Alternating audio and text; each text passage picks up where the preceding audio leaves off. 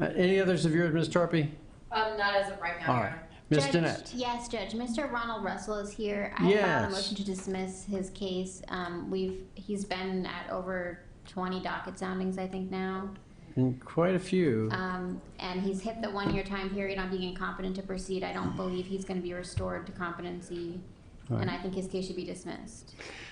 State, let me hear from you on that matter.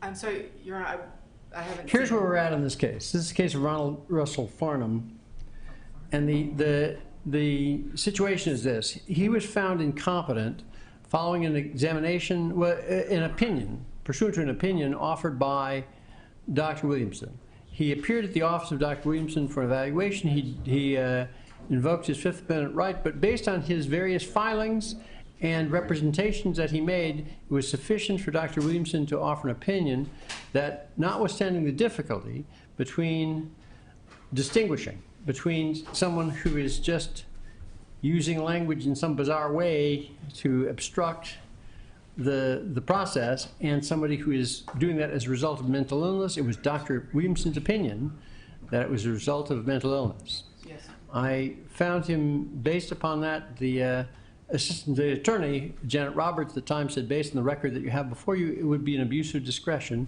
not to find him, deem him incompetent, and I did so.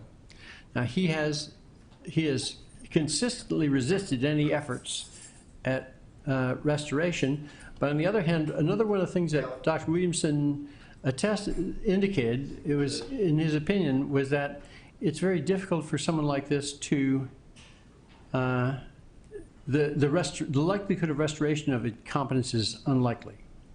Now, at the time before I had heard Dr. Williamson, I was unsure about whether his competence. I was the person who initiated this. This was not done at the instance of the defense. It was my doing. And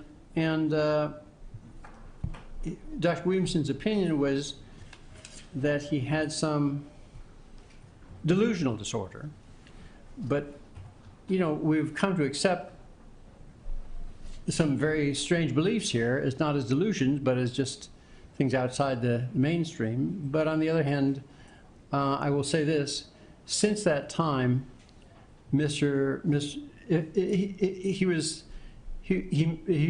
state's concern at the time was that he's feigning this. Well, if he is, he's kept up a steady stream of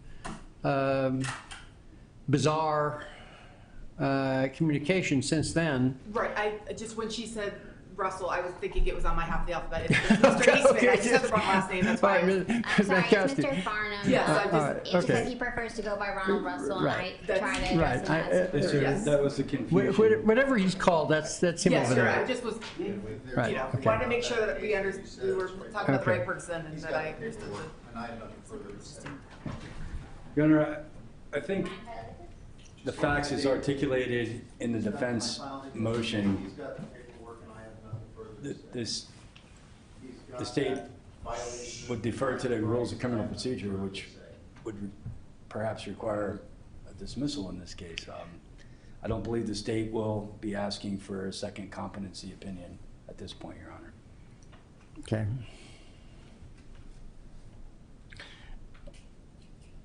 I don't think this process is without merit, and I'd like to tell you why.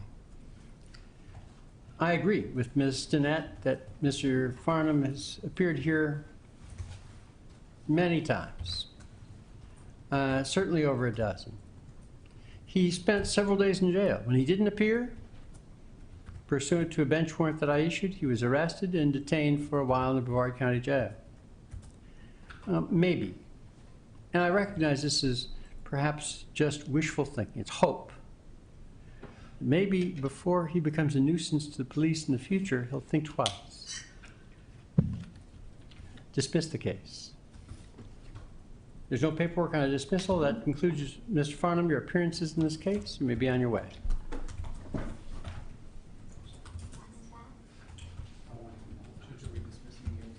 Dismiss the FTA.